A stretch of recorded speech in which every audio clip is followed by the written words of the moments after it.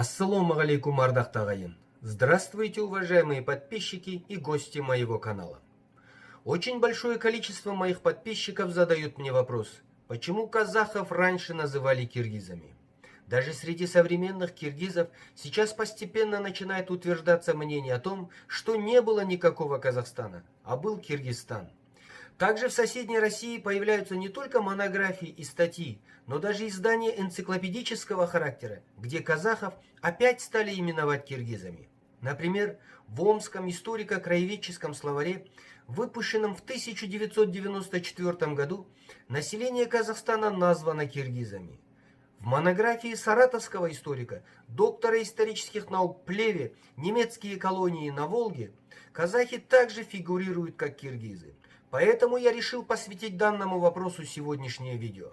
В ходе данного ролика я постараюсь рассказать вам о том, как и почему казахов стали называть киргизами, кому это было выгодно и как в это время называли настоящих киргизов.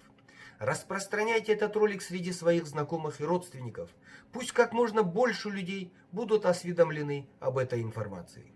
Также это видео есть и на казахском языке, который вы можете посмотреть, пройдя по ссылке в описании. Итак, начнем.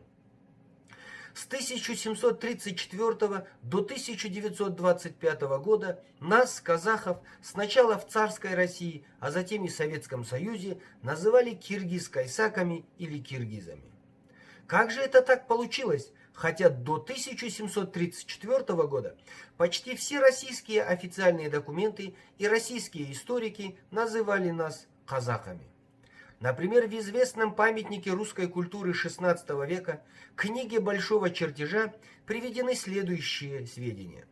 Промеж озера Акбашлы и реки Саук, и озера Акколь, и по обе стороны реки Кендерлика и реки Сарсы, и песков Каракум, на 600 верстах кочуют казацкие орды.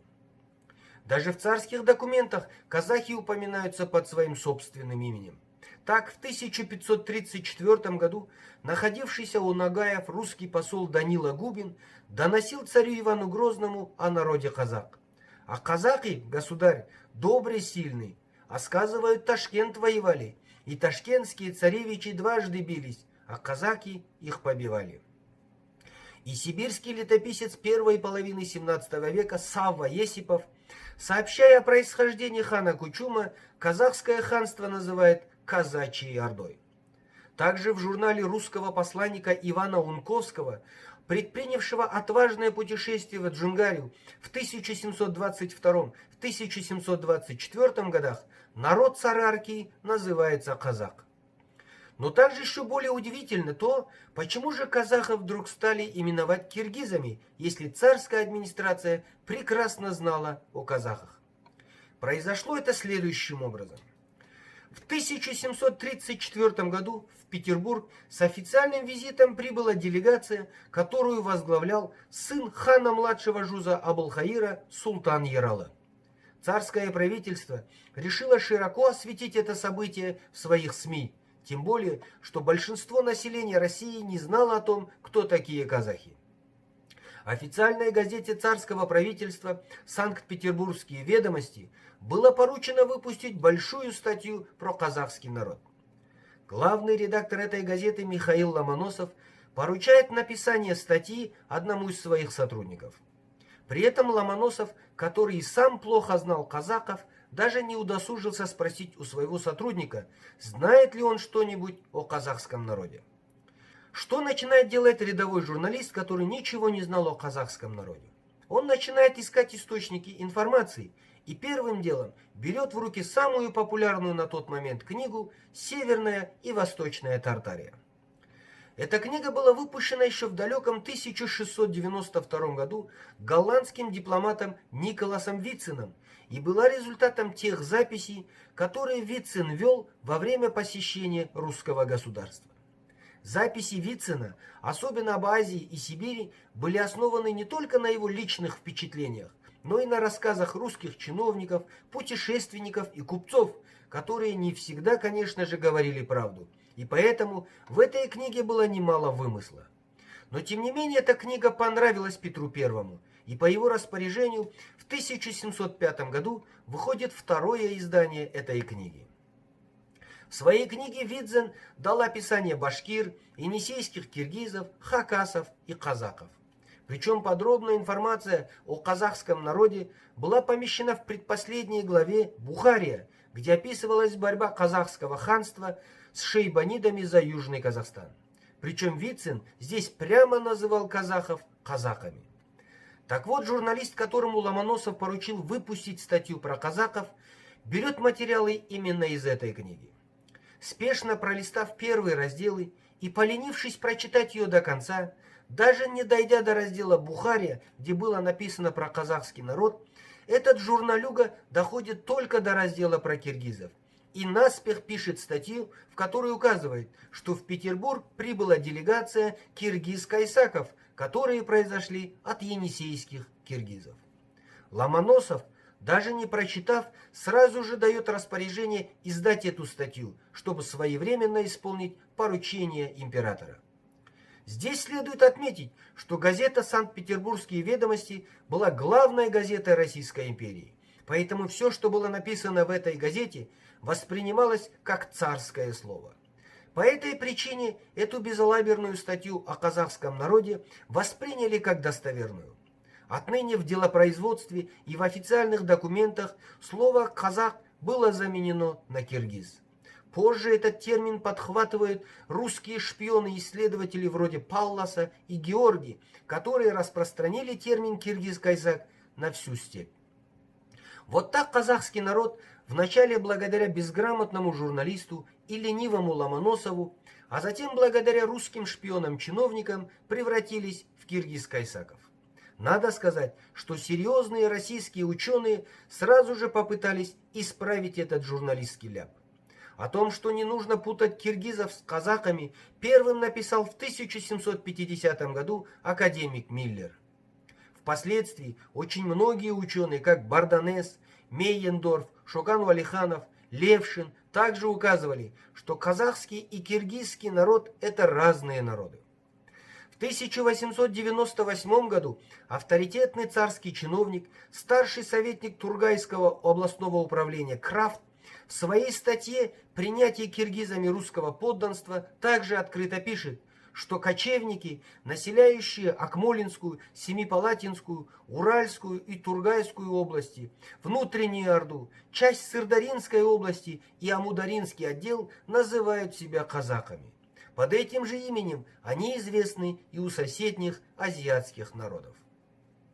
О том, что русские источники ошиблись, писали даже европейские ученые, которые прекрасно знали, что казахи и киргизы – это два разных народа. Так, в знаменитом пятитомнике Жозефа Дегиня по истории кочевых народов, изданном в 1756-1758 годах, казахский и киргизский народ четко подразделены. Даже великий французский просветитель Дени Дидро в статье «Татары», помещенной в своей знаменитой энциклопедии, писал, что север Азии населяют казачьи орды.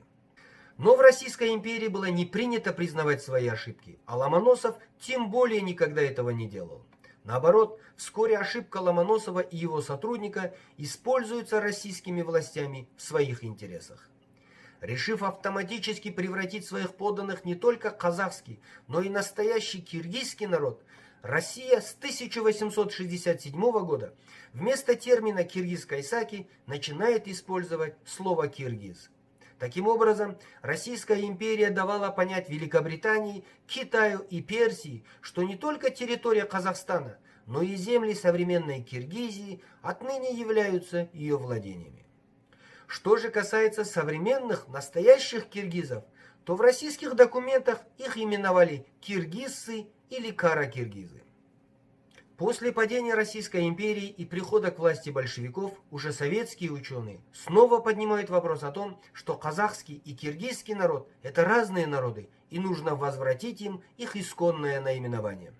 Не смирились с такой ошибкой и казахи, которые продолжали требовать возвращения их родного названия и отказывались быть киргизами. Переломным моментом стал выход в газете «Еңбекшіл Казак» статьи Сакена Сейфуллина «Давайте называть казахов казахами и исправим ошибку». Сейфуллин пользовался громадным влиянием среди большевиков, лично знал Ленина и Сталина, был председателем Совета народных комиссаров. Именно поэтому Сейфуллин, не спрашивая разрешения у Москвы и Сталина, решился на то, на что не решался никто. Он издает приказ всем правительственным учреждениям прекратить использовать слово «киргиз» и начать применять слово «казах». И кто знает, чем бы закончилось такое мужество Сейфуллина, если бы его открыто не поддержали другие казахские лидеры. Султанбек Кожанов на одном из съездов открыто сказал Сталину, что он не является киргизом, а является казахом. 15 апреля 1925 года на Пятом Всеказахском съезде Ахмет Байтурсынов публично предложил переименовать Киргизскую АСР в Казахскую, и это предложение было поддержано всеми делегатами. Одновременно земли, населенные настоящими киргизами, были объединены в Каракиргизскую автономную область в составе России, а название киргизцы было официально изменено на киргизы. Так была восстановлена историческая справедливость, и братские народы казахов и киргизов, сообща и вместе, вернули свои названия.